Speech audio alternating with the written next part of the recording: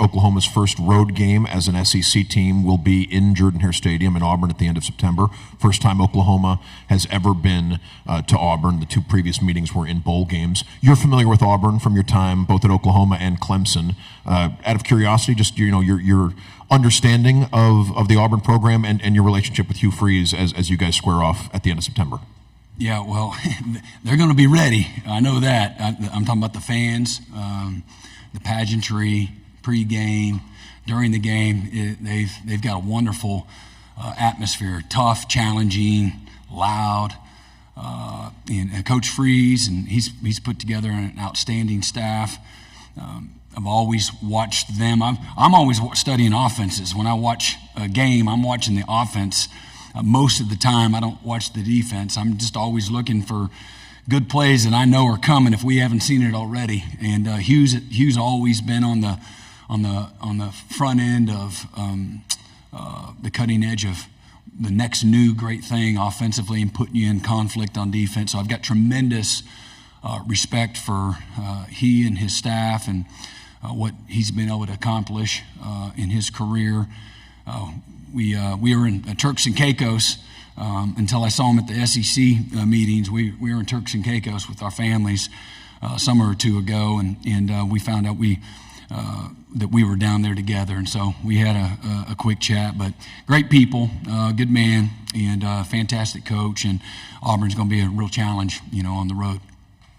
Jacques, and then pass it up to the front row when you're done. Hey, Coach, right in front. Jacques, do you say WAP-TV in Baton Rouge? A similar question. I think LSU and Oklahoma have only played 3 times in their history, and I know from LSU's perspective, the fans are excited about the Oklahoma Sooners coming to Tiger Stadium. What are your thoughts on that venue and these two teams getting together? I'm trying not to get ahead of myself. We certainly know that's on the schedule, and we understand. I've heard it from any coach that's coached in the Southeastern Conference. They talk about playing in Baton Rouge and at any time, let alone a night game, and the challenge of that, the difficulties of that, very real. And so something that's, again, for our players, we want to, as a program, we want to go to those venues. We want to be on the biggest stage in the biggest game. So we don't shy away from that as a program, something that we know is going to be tough and challenging, but glad that that's on the schedule. That's hopefully, I know it's going to bring out the best in our guys, and I'm sure it will for them as well, and it'll be a great game for college football. Left side of the aisle, then pass it to the gentleman behind you. Hi, Brent. Bradley Davis with WAPT Sports in Jackson. Good to meet you. So first off, Jackson Dart was saying yesterday that he almost chose OU over Ole Miss, and I know you're going to see him this year. I believe that was your first year taking over. So first, just your thoughts on Dart and also what Mississippi State's getting with Jeff Lebby. Yeah, Jackson is an unbelievable young guy, one of the best competitors that I've seen at quarterback, incredibly talented. He's a guy's guy and likes to have fun, great instincts, great talent. He's an amazing family. It's no surprise to me that he's had the success that he's had. I wish he wasn't on the schedule. No, but he plays, you all have watched him, I'm preaching to the choir, but he plays with the guts and the toughness that you want every player in your program to play with.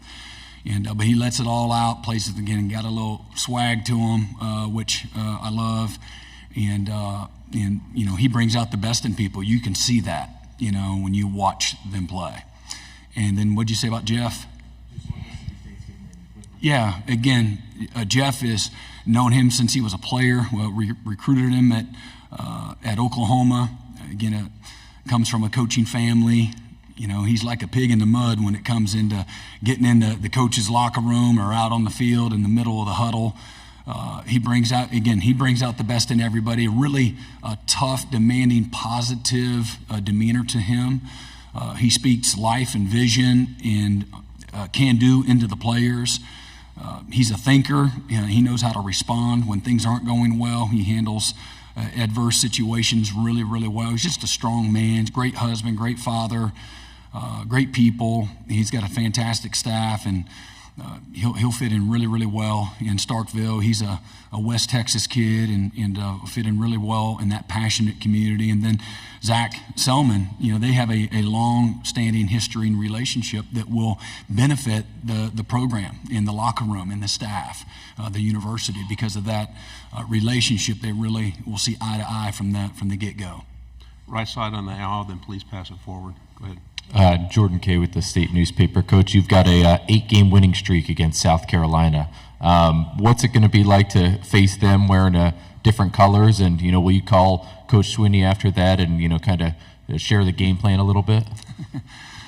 Well,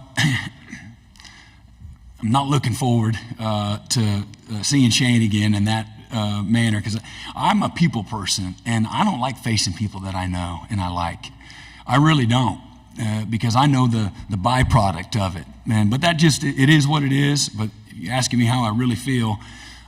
Shane's done a great job, and I know they had some adversity last year and started off the season in a tough way and finished really well. I think that they're undervalued as a team. I've really looked at them hard, looked at their roster, looked at how they played throughout the year. They played their best football at the end of the year. Even when they came up short, I spoke earlier about being a one-possession league, and they were on the wrong side of that a couple of times. But everybody they played, maybe exception of one person, I can't recall, but maybe it was Georgia. I think that was in Athens.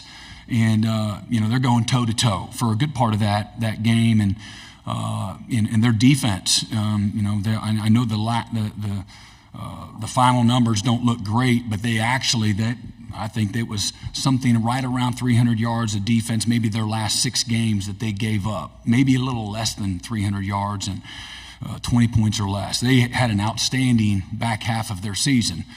And then they got everybody back. They've done a really good job and have a lot of guys back. They've recruited well in the transfer portal, and they had a lot of young guys up front on offensive line, and that'll only be better. You're going to get baptized anywhere in college football, let alone the SEC, if you're a freshman playing on starting on an offensive line, and one of the hardest positions to play as a freshman. But he's got a great staff. What I've always appreciated about South Carolina, it doesn't matter how the team's doing. They're going to show up early and they're going to stay late. They're passionate. I had a friend that coached for Lou Holtz at South Carolina years ago while I was still at Oklahoma, and I had no idea what South Carolina and Clemson was all about. And now that I spent a decade in that state, there's only, give or take, I don't know, I think it's 5 million people in the whole state, and they're going to have on 2 ends of the state, in the upstate and down in the low state, 2 programs on any given Saturday. Their stadiums have 80,000 plus people, and they are loud both places. So that's really cool. As a lover of college football and the pageantry, the hate of the rivalries, and then really kind of having a bird's eye view. I've been kind of watching, over the fence what has taken place at that program, whether that was with Coach Spurrier, Coach Muschamp, I forget his name, the offensive line coach, great coach that they just hired back from Georgia State, leaves the head job, and Sean Elliott, great coach, tough guy, and then now Shane and what he's been able to do to galvanize that fan base, and they're recruiting really, really well right now as well. But they have a lot. If you haven't been to South Carolina, they've got it's a really neat, community as the state capital there, and really nice facilities, real commitment to the excellence that I spoke about earlier. But big fan of, Shane as a coach and human being, great people. Third row on the aisle, then pass it to your right. Rick Henry, WSTV, Columbia. Coach, are you surprised that in all the years that Oklahoma and South Carolina have been playing football, that this season is going to be their first meeting ever? Yeah, and again, there's, both, Oklahoma's been to a whole lot of bowl games and has really traveled around the country in some of their non-conference schedules through the year. So, yeah, it is a little bit of a surprise. We have had some matchups with the SEC and some of the bowl games, but that one hasn't happened yet. It would be really great. We could all get our popcorn if Coach Spurrier and Coach Stoops were two good friends, if they were going at it as the head coaches of those programs. Front row on the right. Eric Bailey of Tulsa World. Kirby Smart, for all the success this morning, said any road win in the SEC is a huge win.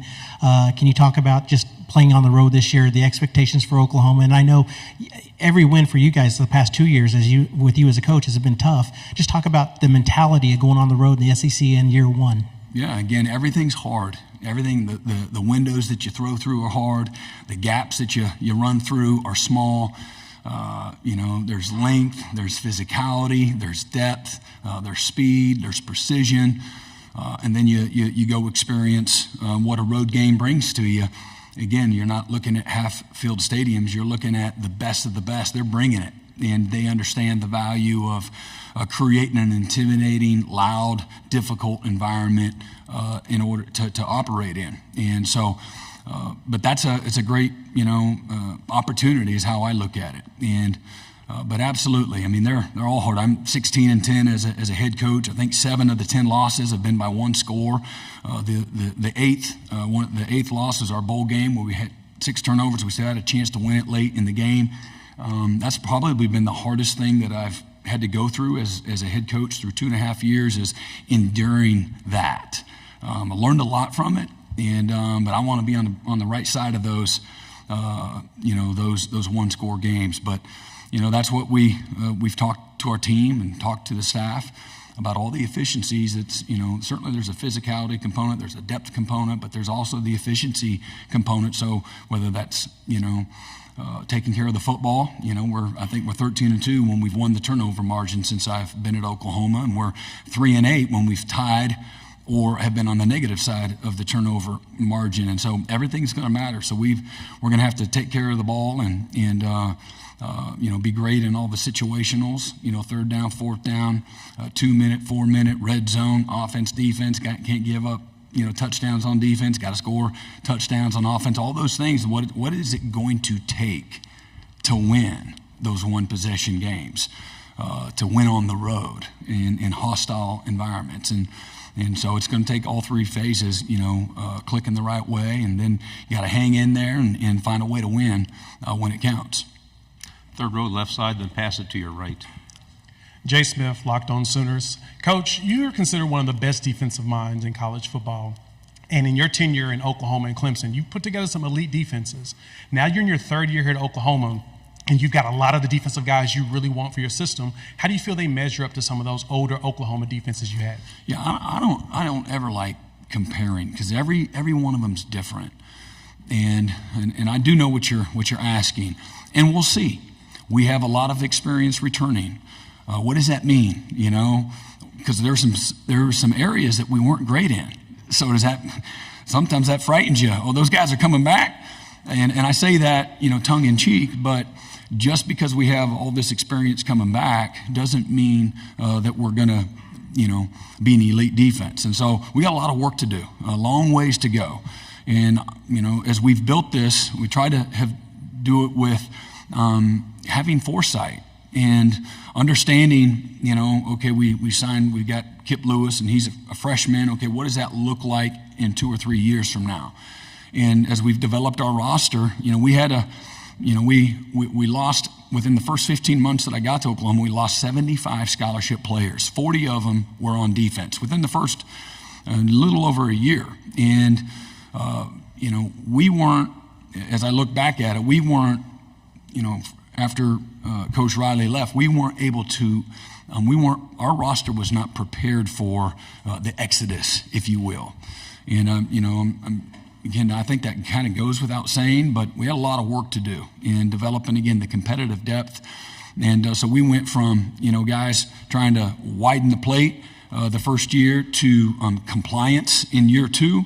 And now I see, a group of young men in the locker room that understand deeply, highly invested young men. And this is not just defense, it's every part of our program. That these guys they understand the value system. They value it every bit as much as the coaches. And so when I think about, what our potential is and, what we're capable of, that gets me excited because of the right people on the bus. You got them on the right seat. And again, as we continue to build, we're getting ready to sign what I feel like is one hell of a class in 2025 and hitting on all the areas that we need to hit on to be successful.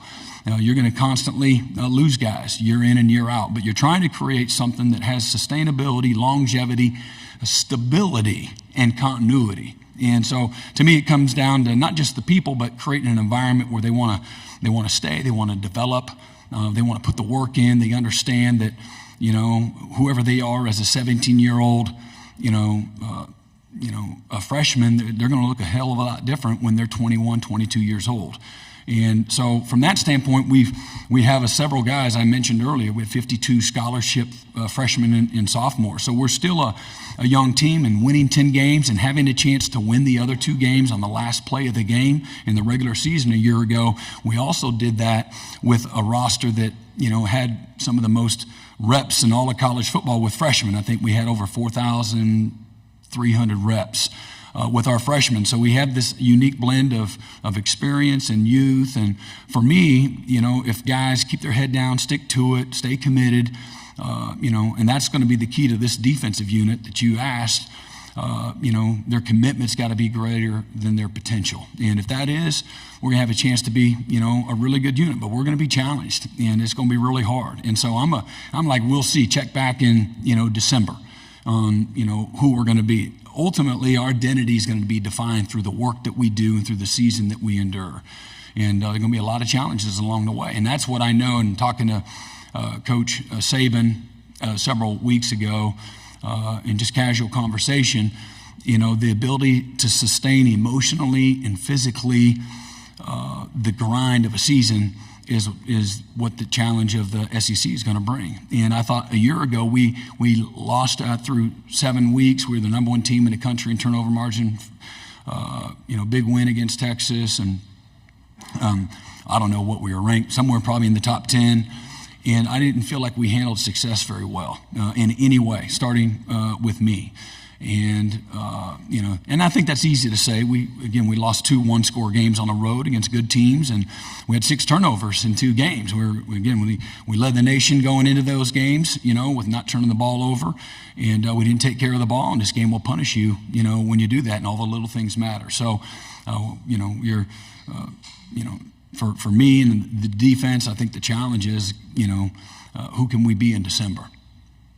Thank you very much, Coach. Appreciate